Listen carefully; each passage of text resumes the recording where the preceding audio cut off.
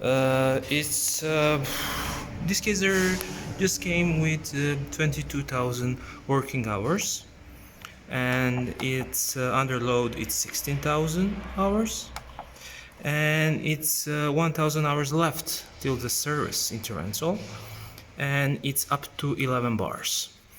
So it's a pretty powerful machine. Pretty clean inside, as you can see on the pictures.